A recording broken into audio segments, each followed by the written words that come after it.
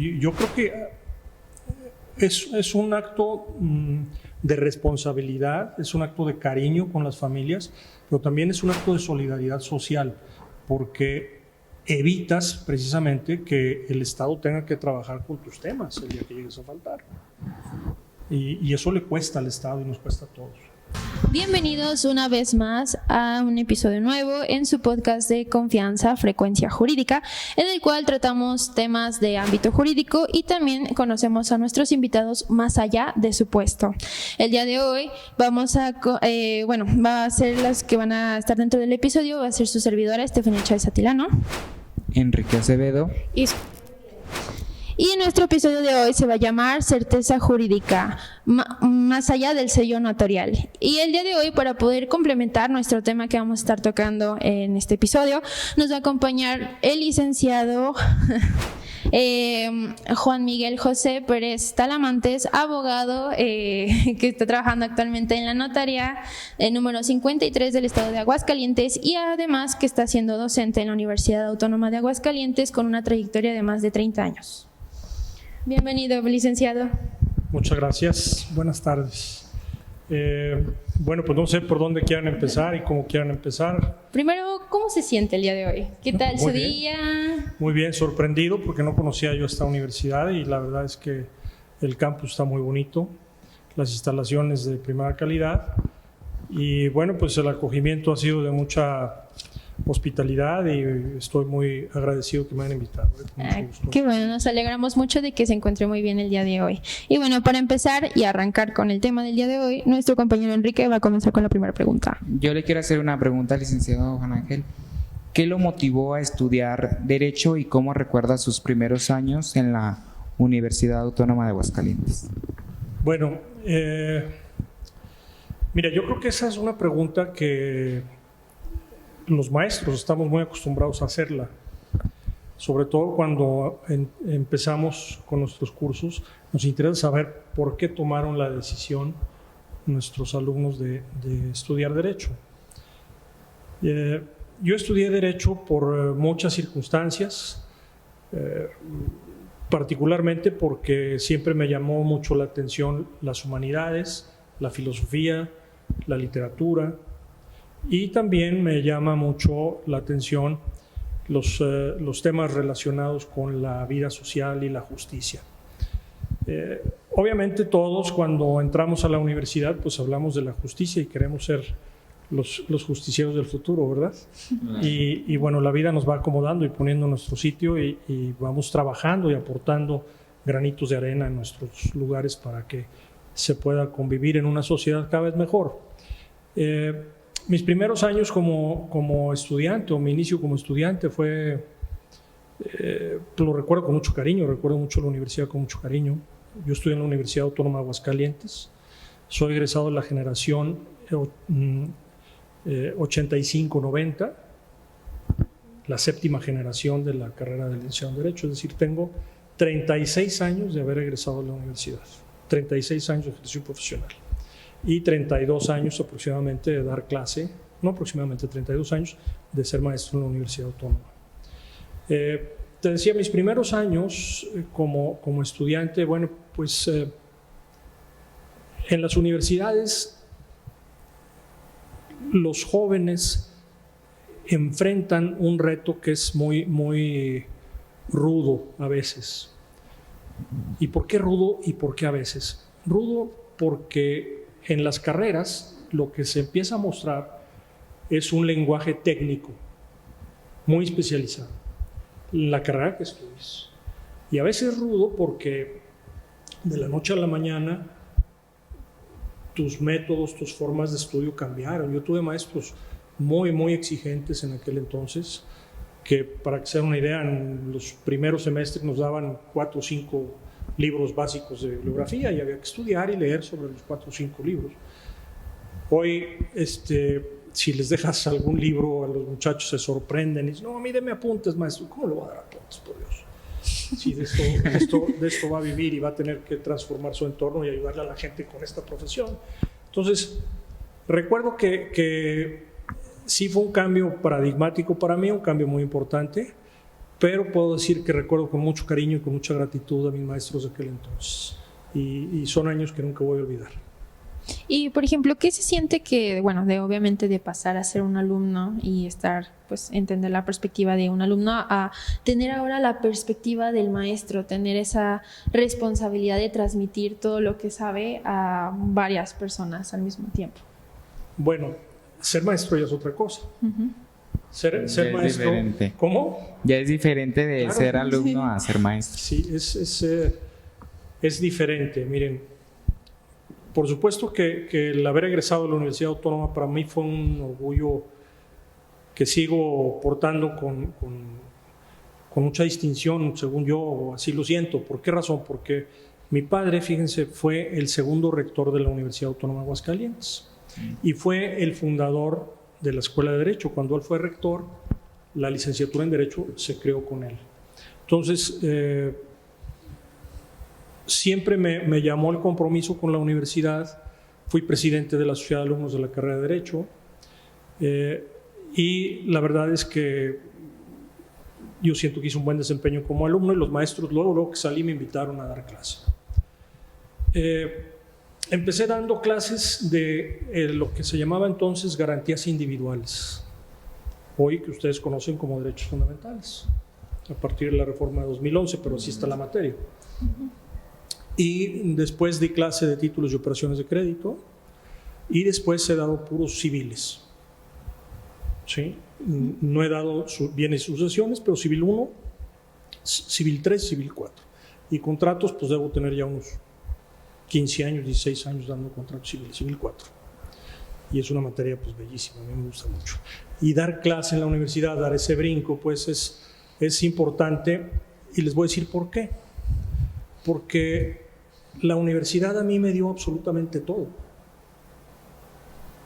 Yo hace unos días les comentaba, cuando entregué el patronato, les decía, miren, yo cuando fui estudiante iba a pie a la universidad, en autobús, en camión. Después, cuando conseguí mi primer trabajo, me prestaban una camioneta vieja, una Ford viejísima de los años 60 y tantos, que no tenía palanca de velocidades. No. Y le cambiábamos las velocidades con un desarmador grandote. Entonces, mi esposa se reía muchísimo de eso, nos casamos muy jovencitos, se reía muchísimo de eso y bueno, pues son recuerdos que tengo con mucho cariño.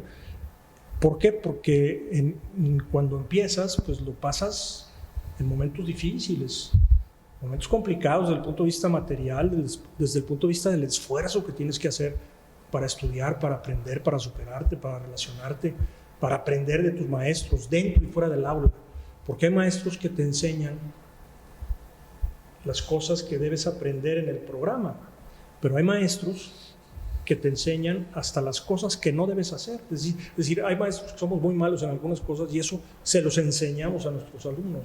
Sí, claro. Eso que está haciendo este señor no lo voy a hacer nunca. Y eso también se aprende.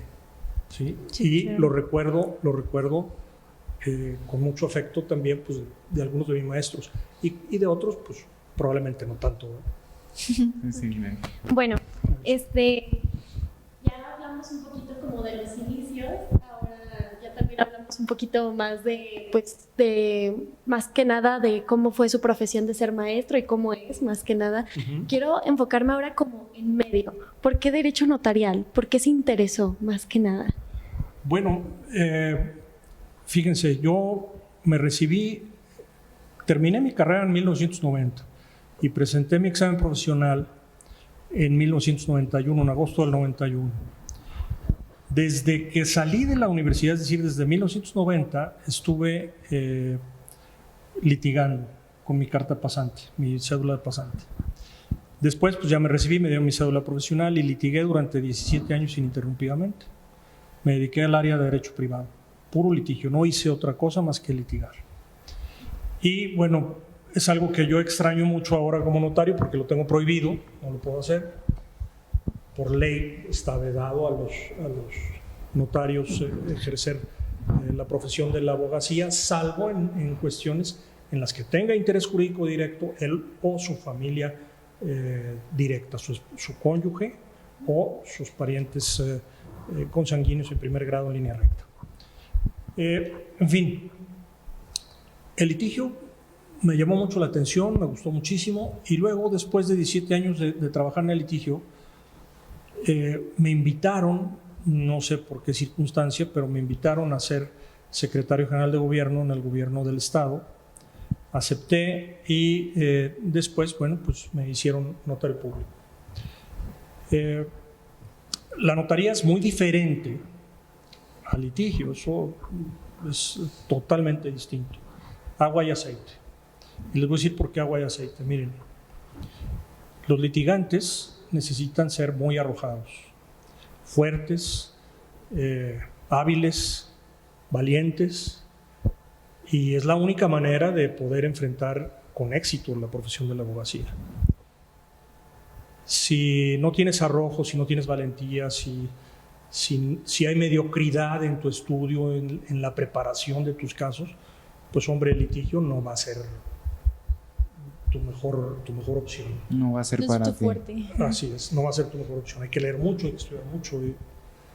Y yo recuerdo de esa época de litigante, perdón, ya me quería hacer otra pregunta, pero nada más a ustedes creo que les puede llamar la atención esto. Miren, cuando yo fui litigante, pues había noches en vela que me la pasaba trabajando completas, porque teníamos término y había que estudiar y había que escribir, y te la pasabas encerrado escribiendo 8 horas, 10 horas para hacer una buena contestación, un buen amparo. Y antes no se tenían las herramientas que hoy se tiene hoy en día, ¿no? Empezaban las computadoras. Sí, qué bueno que me ves viejo, pero no soy tanto. Empezaban las computadoras. Había un programa que se llamaba WordPerfect, lo recuerdo muy bien, y las impresoras eran de punto. Pero, en efecto, las audiencias se llevaban en máquina de escribir, con papel pasante. Y entonces a cada uno nos entregaban una copia en papel revolución de la audiencia cuando íbamos a litigar. Entonces, pues sí, empezaban las computadoras. Hoy en día tienen ustedes unas herramientas fabulosas para estudiar. ¿Por qué fabulosas? A ver, están en clase y yo les pido, a ver, por favor, lean en voz alta el artículo 2288 del Código Civil. Le picas a tu tablet y te lo dan. En buscador y rápido. Y no hay que sacar o cargar los códigos, la Constitución, todo lo puedes traer en tu tablet, puedes hacerlo. Investigar es mucho más hábil, más sencillo, más fácil para las alumnas y los alumnos. Antes teníamos que ir a la biblioteca, y en la biblioteca pues no solamente ver los índices de los libros, había que leer en los libros. Hoy tomas un libro que está en PDF, le pones control F y sacas lo que quieras en 5 minutos. Y eso para ustedes es una ventaja, una herramienta de competitividad que no teníamos hace 35 años. Sí. Y tienen que valorarlo, ¿eh? Tienen que valorarlo. Pero tienen que valorarlo, yo creo que en un sentido, fíjense. No es que lo tengan más fácil ustedes, ¿sí? Tienen la obligación de ser mejores, porque tienen mejores herramientas. Claro. Y habla que a lo largo de su carrera ha combinado la academia, el litigio y el poder notarial. ¿Y cómo ha sabido equilibrar esos 3 aspectos en su vida, tanto personal como ya en la práctica? Bueno, como pueden ver, el litigio lo extraño y es una labor pues vital en la abogacía. Claro. Si quieres ser abogado, hombre, tienes que litigar. No hay forma de ser abogado y no litigar. ¿Qué vas a litigar? Fiscal, marcario, bancario, mercantil, penal, el que quieras, tienes que litigar. Oiga, no, yo me voy a dedicar a dictaminar cosas. Bueno, pues puede ser que dictamines cosas, pero tus dictámenes van a estar cojos. ¿Por qué? Porque tu criterio jurídico va a ser débil.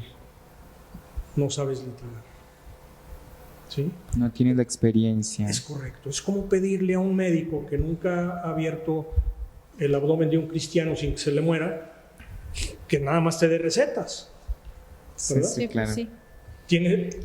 Si vas a dar recetas, pues tienes que saber por qué, ¿verdad? ¿Y cómo? ¿Y cómo es que el cuerpo va a reaccionar en esas condiciones? Entonces, yo creo que la situación de litigio es fundamental en la abogacía. Y ha sido fundamental en mi preparación como abogado. Primero abogado, después notario público. Y en mi preparación como notario público, el litigio me llenó de experiencia y me llenó de riqueza informativa que me ha permitido enfrentar mi trabajo con mayor éxito.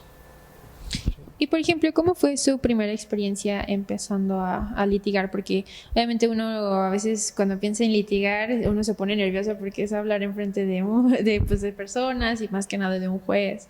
¿Cómo usted pudo lidiar con esos nervios y ahora sí decir, esto es lo mío, esto sí, lo litigar es lo mío, me encanta? Miren, nerviosos siempre se van a poner, aunque tengan 30, 40 años en la profesión. Siempre tienen que sentir miedo, pero ese miedo lo tienen que saber dominar. ¿Cómo se domina el miedo en el trabajo? Se domina estudiando, ¿sí? Se domina conociendo y se domina imponiéndose con carácter, ¿verdad? Yo recuerdo, y esto alguna vez lo platiqué en clase hace muchos años, una sola vez. Mi primera audiencia estuvo relacionada con un tema de orden familiar, un proceso de orden familiar y de personas cercanas a mí. Y recuerdo que me levanté, me metí a la regadera, me metí a bañar, me puse el único traje que tenía y le digo a mi esposa, ya me voy. ¿A dónde vas? O sea, mi audiencia es a las 8 de la mañana. Son las 3 de la mañana, Juan. ¿Qué haces parando? O sea, por supuesto que te pones nervioso. Y por supuesto que el imponerse también de ese miedo los va a obligar a prepararse. Y es algo que tienen que superar. No pasa absolutamente nada. Pararse a hablar en una audiencia, bueno, la tienen que llevar preparada, ¿eh? No pueden llegar a hablar a ver qué se me ocurre. Sí, claro. Y tienen que estar listos para interponer cualquier recurso ahí y expresar los agravios. Conocer del asunto a fondo y conocer muy bien la regulación específica del asunto. Claro. Sí, claro. Y lo notarial, pues es, yo les decía hace un rato, en el litigio es arrojo, en lo notarial es al contrario. Porque se tiene que ser muy cauto, muy precavido y estar siempre con la certeza absoluta de que lo que se está haciendo es lo correcto y está bien fundado. Y ahí no cabe el arrojo, ahí cabe la prudencia, ¿sí? Y tiene que ser prudente en esto. Y por ejemplo, bueno, obviamente ya en el ámbito notarial, ¿cuál es el error más común que suele cometer las personas al momento de formalizar un acto pues frente a notario? Que usted ya su experiencia, pues yo creo que sí ha visto varios patrones. Bueno, yo creo que no es que el error que cometan las personas ya con el notario, lo que sí es cierto y me he fijado mucho es que el ciudadano que no tiene preparación jurídica, tiene otro tipo de preparación, a veces puede llegar a considerar que un documento privado ya lo tiene protegido. Y entonces dicen, a ver, yo ya tengo mi contrato de compraventa, ya compré la casa, ya te la compré, compadre, y aquí está, tú firmaste ante 2 testigos. Se quedan tranquilos, pagan y se quedan en paz. ¿Y qué es lo que pasa con el tiempo? Pues el compadre a lo mejor debe dinero y lo embargan, o debe alimentos a su exesposa y a sus hijos y lo embargan. ¿Y qué le van a embargar? Pues la casa que le compraste a tu compadre. ¿Por qué? Porque en el registro público sigue apareciendo a nombre de él. Entonces, lo importante es que el gobernado siempre se asesore, que el ciudadano se asesore. Si tiene duda, que pregunte con cualquier notario. Todos estamos en la disposición de apoyarles y todos son profesionales distinguidísimos y pueden darle el apoyo que requieran. Pero creo que es importante que acudan, que no dejen las cosas en documentos privados o sin formalizar adecuadamente. Sí, claro. Ok. ¿Sí? Continuando con los actos jurídicos que nos acaba de mencionar, ¿cuál sería el que más siempre ha visto en la sociedad y cuál es el que más tedioso para usted? O no tedioso, sino como que dice, es que la gente de verdad no está bien informada, como nos acaba de comentar. Sí. Bueno, en la notaría me toca ver de todo, desde compraventas, donaciones, mutuos, arrendamientos, hipotecas, créditos bancarios, en fin, fideicomisos. Pero hay un acto jurídico solemne, personalísimo, que luego la gente, el común denominador de los ciudadanos, y sobre todo los jóvenes, los jovencitos, no hacen, que es la disposición testamentaria. ¿Por qué no lo hacen? Pues evidentemente porque tienen toda la vida por enfrente, ¿no? Pero no deben perder de vista nunca que el único requisito para morir es estar vivo. Y uno piensa que nunca se va a morir. Y la única certeza que tenemos es que ese día va a llegar. Entonces, eso con los jóvenes, pero con los adultos es un enigma tremendo. Yo diría que convencer a algunas personas de que hagan testamento es paradigmático. ¿Por qué razón? Porque dicen, es que me voy a morir si lo hago. Entonces, oye, güey, te vas a morir de todas maneras. Lo hagas o no lo hagas.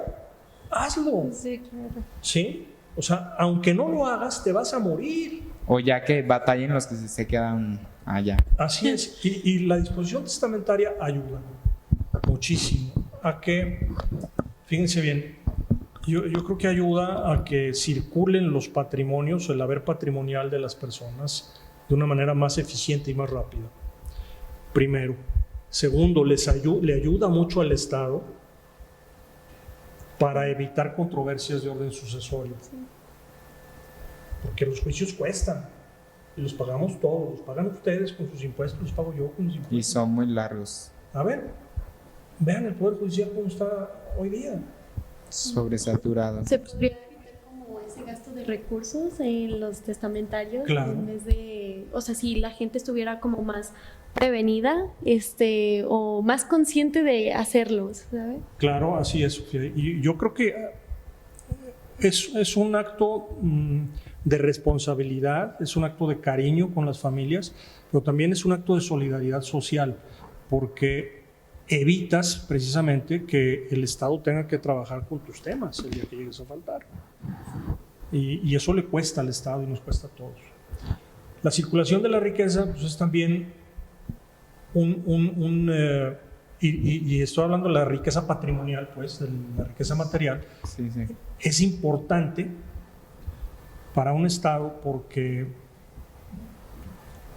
las condiciones de vida de los ciudadanos no se ven afectadas, no se ven mermadas.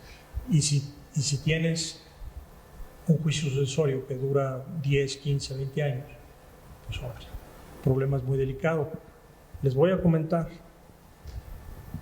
En el año 2007, en mi despacho terminamos un expediente que inició en 1920, un sucesorio intestamentario de una persona que vivió aquí en Jesús María. 1920, muchachos. Y se terminó en el año 2007. Todos los abogados ilustres aquí de Aguascalientes lo agarraron. Casi 90 años. Lo agarraron. Todos pasaron, el que me digan, pasó por ahí, por esos expedientes. No, ya. Don Mariano Aguilar, don Felipe Reynoso Jiménez, ¿sí? ¿Y cuál era los la...? hijos de don Mariano Aguilar, don Jesús y don Carlos, don Héctor Valdivia, entre otros muchos. ¿Y cuál era la problemática por la cual no se concluía dicho asunto? Que no dejó testamento, una mujer soltera, ¿sí?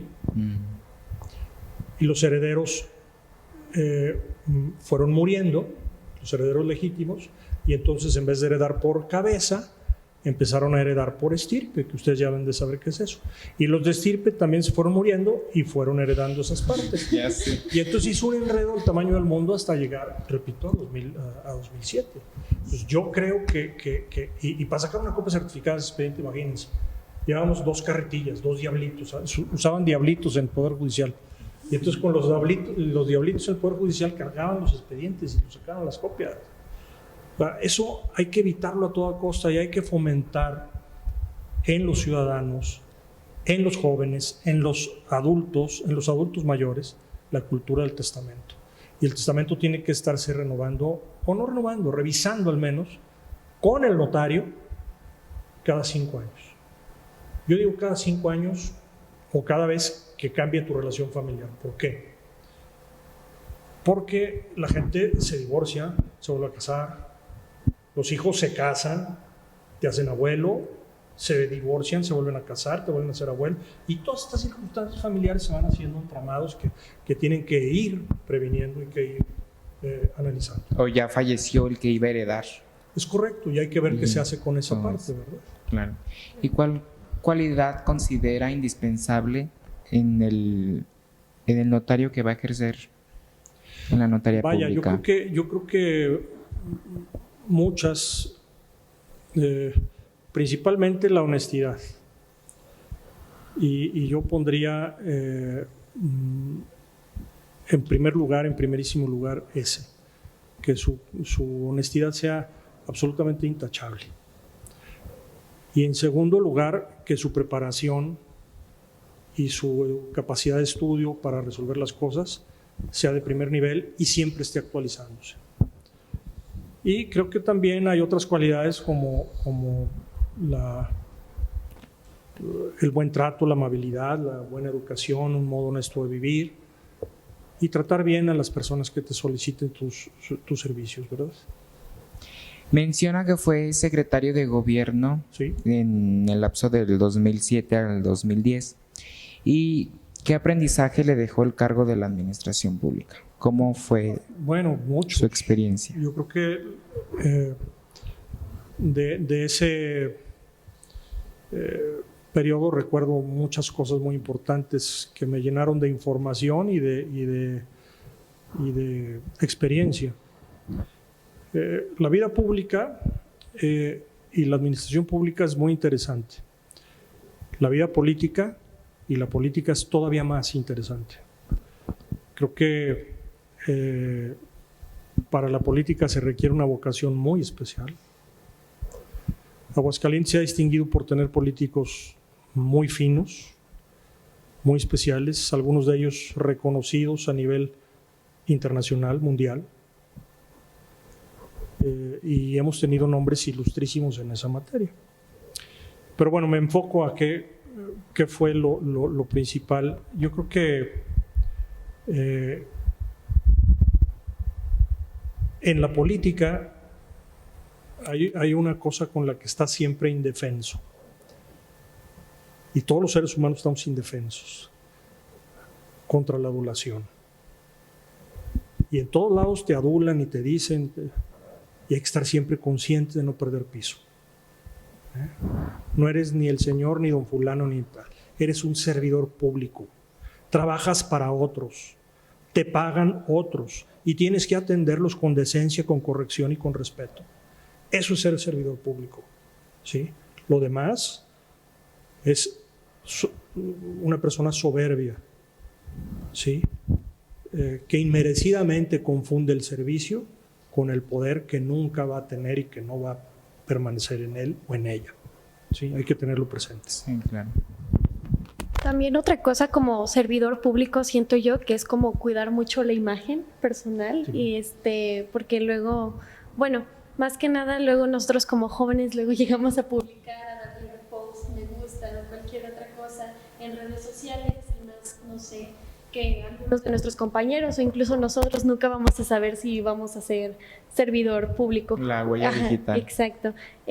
¿Usted cómo puede ver como eso de, pues sí, más que nada la imagen personal, si lo podemos llamar así? Bueno, yo creo que los jóvenes tienen que pensar en ser felices. principalmente. ¿A qué me refiero con que sean felices? A que las decisiones que tomen en su vida los llenen de orgullo, los llenen de dignidad, los llenen de respeto, los llenen de reconocimiento. Eso es lo que los puede hacer felices. Que no confundan la felicidad con la alegría, por ejemplo. Que no confundan el trabajo con las labores que no te dan dignidad, que no respetan tu integridad como ser humano, como persona, que no respetan tu buen nombre, tu fama, tu respeto, y que puedas voltear y ver a la cara a cualquier persona que te quiera saludar, o que no tengas que esconderte. La honradez. ¿Sí? La honradez, por supuesto, y sí cuidar su imagen personal, cuidar su reputación, pero sobre todo eso, que el trabajo les prodigue dignidad, les prodigue respeto, les prodigue reconocimiento de sus familiares y de la gente para la que trabaje. Sí, claro, pues que lo que hagas o bueno, tus acciones como profesionista hable más de lo que se ve en redes sociales, es a lo que se quiere referir, ¿no? Que a veces, luego muchos ahorita en el mundo digital, porque esto ya está evolucionando poco a poco, a veces luego nos dejamos llevar mucho por una sola cosita que vemos. A veces luego tenemos esa mala costumbre de que cualquier cosita mala que vemos de alguna persona que ya tiene, por ejemplo, un servidor público o algo, siempre tiene que caer el hate en ese aspecto. Entonces, creo que es muy acertado lo que dice. Creo que en ese aspecto, en esa cosa, nosotros como sociedad nos tenemos que concentrar más en lo que hacen y cómo es que el modo en cómo trabajan. Porque es luego nos guiamos como, por ejemplo, cuando dicen servidor público, ay no, es que el servidor público en cuanto vas te tratan muy mal. Es que no vayas porque ni siquiera te van a ayudar. Y es como te estás guiando por una opinión que tal vez ni siquiera es tuya, sino es una opinión que ya te implementaron por la misma sociedad en la que te estás rodeando. Sí. Entonces, creo que en ese comentario como el que dijo es muy acertado. Siento que ahorita es algo que tenemos que mejorar, y más ahorita los jóvenes que tenemos el mundo en nuestras manos para poder, pues, no mejorarlo por completo, pero por lo menos dejar una huella de diferencia en lo que se ha llevado en el pasado. Sí, miren, yo les voy a insistir sobre este tema, sobre el trabajo y lo que hagan. Tengan siempre presente que les tiene que prodigar dignidad y respeto, porque hay gente que a veces se confunde y confunde el éxito con las cosas, o con tener mucho reconocimiento rápido, o llevar asuntos con mucho éxito y resolverlos con mucho éxito, pero no son del todo honestos. Son cosas que entrañan alguna situación incorrecta. Y a lo mejor ganan dinero, ¿sí? Yo les digo mucho en clases, miren, no confundan, el mejor abogado no es el más astuto, ¿sí? El más astuto puede ser el más pillo, pero no es abogado, ¿sí? El mejor abogado, ¿sí?, es el que resuelve, el que atiende, el que estudia, el que trabaja y el que trata de resolverle las cosas a su cliente, pero con dignidad, con respeto, con honestidad, no a costa de lo que sea, ¿verdad?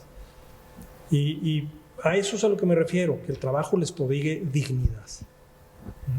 Claro, y menciona que lleva 32 años como maestro en la UA. ¿Y qué es lo que lo motiva para seguir siendo docente? Varias cosas. Mira, a mí me gusta actualizarme y me gusta estar estudiando. Constantemente estamos en seminarios, en cursos de actualización notarial y tomando diplomados, en fin, de diversas áreas. Pero además me gusta mucho leer. Las clases, ir a dar clases me gusta porque es una actividad distinta. El trabajo notarial, muchos piensan que es sencillo, que es fácil, Y déjenme decirles, es bastante más complicado que el litigio, bastante más, mucho más, porque hay muchas cosas que administrar, muchas cosas que ver. Ahorita si quieren platicamos de eso. Pero entonces ir a dar clases para mí es un remanso de armonía, de paz, de tranquilidad, de ver el lado bueno de mi profesión o el lado más amable de mi profesión, y lo disfruto mucho, la verdad. Claro. ¿Y cuáles son las dificultades que enfrenta el notario público o la administración de dicha notaría? Miren, muchísimas en fechas recientes, desde 2013, 2014, entró en vigor una ley que ustedes conocen como Ley del Lavado de Dinero. LFPORPI por sus siglas, Ley Federal para Prevenir e Identificar Operaciones con Recursos de Procedencia Ilícita, que tiene muchas bondades, pero ha venido también a generarnos una carga de trabajo adicional. Muchas bondades, ¿por qué? Porque es importantísimo que las actividades notariales y que todas las actividades comerciales no generen apoyo a conductas o actividades ilícitas. Y el manejo de efectivo, el manejo discrecional del efectivo se prestaba al lavado de dinero. Hoy en día pues tenemos límites para el uso del efectivo, umbrales para el uso del efectivo en la transmisión de derechos reales. Entonces, cada vez que se hace una compraventa, por ejemplo, de una casa, de un inmueble, nosotros tenemos que hacer un expediente único de identificación. Y ese expediente único de identificación lleva toda la información del vendedor, toda la información del comprador, sus identificaciones, sus actas, en su caso de nacimiento, matrimonio, sus constancias de situación fiscal, la búsqueda de datos en las listas negras que proporciona el SAT para ver si no son contribuyentes boletinados o contribuyentes que se dedican habitualmente al lavado de dinero. Entre otras muchas cosas que tenemos que integrar al expediente único de identificación. Por cada parte, por cada operación.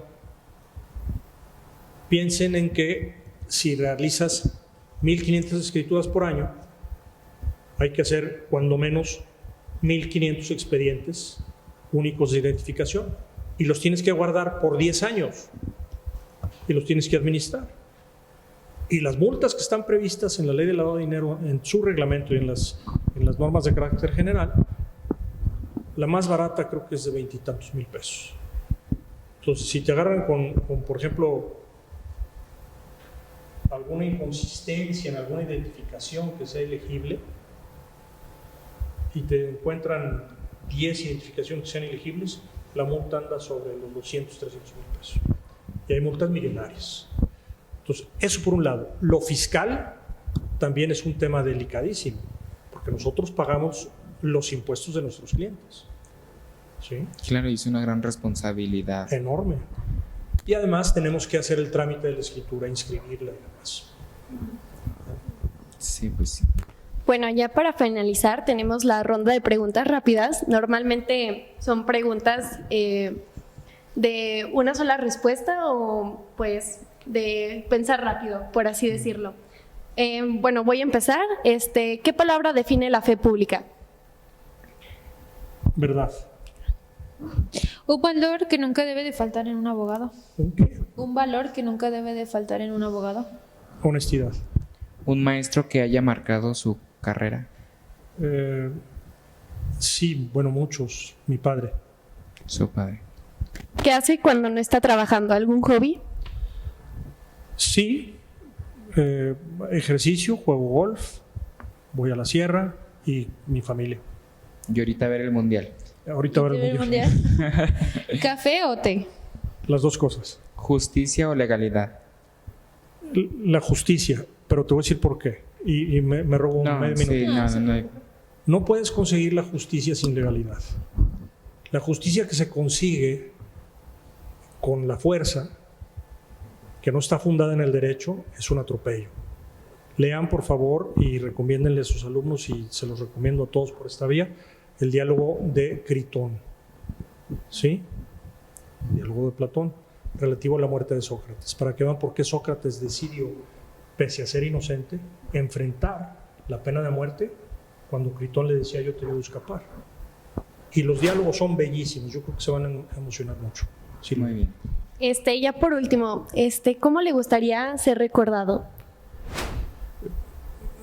Bueno, todavía quisiera andar por aquí, pero No. Pero en un futuro. Por eso nos dijo que hay que hacer testamentos. En un futuro muy lejano.